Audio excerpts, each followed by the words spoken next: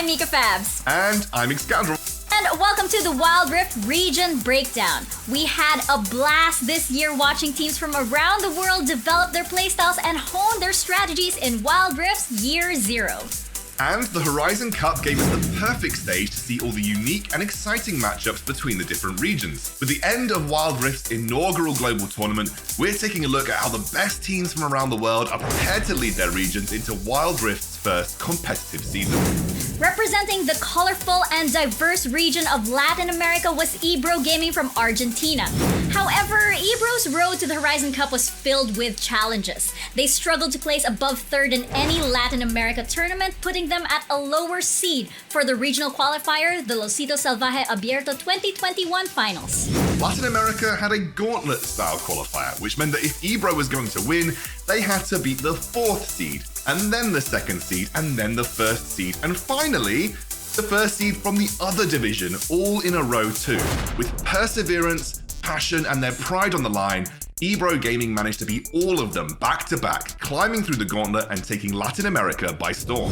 And to do all this, they mastered their style of controlled chaos. While the other top teams from Latin America like Leviathan Esports and Naguara team played a more standard teamfight style around their mid laners and dragon laners, Ebro Gaming favored a chaotic skirmish style around their Baron laner Heish.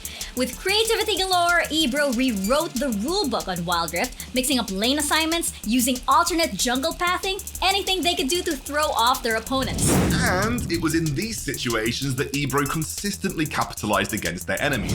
With fearless engages, aggressive rotations, and some of Heish's mechanics, Ebro used their unpredictable skirmishing prowess to surpass their limits and take Latin America's spot at the Horizon Cup.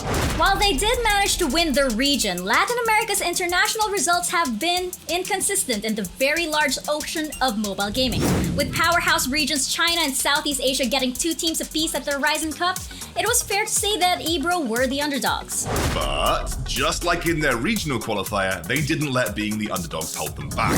Their chaotic style led to some insanely close team fights despite massive goal deficits in their series versus Europe's Team Queso. And in their games versus Team Secret, Heish showed Latin America's mechanical skill by solo killing Azar, while Kite and Tix showed their mastery of the crazy situations with an insanely clean 2v4 kill onto Team Secret's Chewy.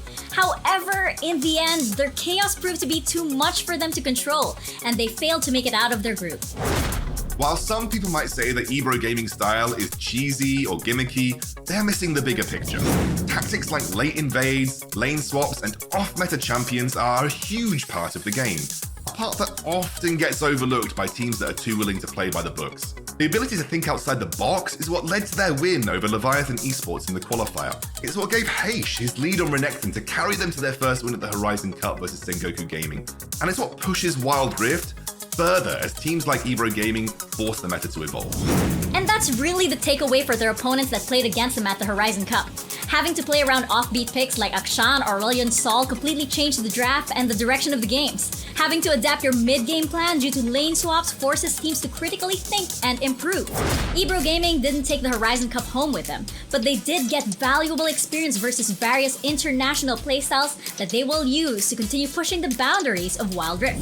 Post-Horizon Cup, the question on some LATAM fans' minds is if the other Latin American powerhouses like Leviathan Esports or Naguara team would have been more successful at the Horizon Cup.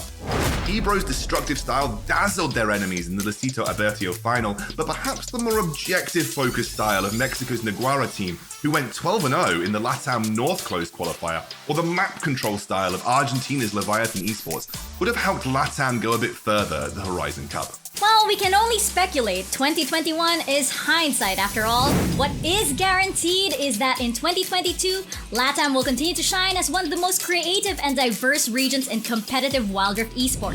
If teams across the region continue to push the envelope while incorporating lessons learned from the international experience of the Horizon Cup, the future is bright for Latin America Wild Rift pros. And as Wild Rift is poised to become more competitive as an esport in its first season, teams that fail to grow will quickly fall behind. The consistency may turn into predictability, while the creativity of Latin American contenders like Ebro, Naguara Team, and Leviathan Esports will continue to push their limits. There's one thing that we can say about Ebro Gaming and Latin America in Wild Rift Esports. is that their future is impossible to predict. So whose stories will you be following into Wild Rift's first official season?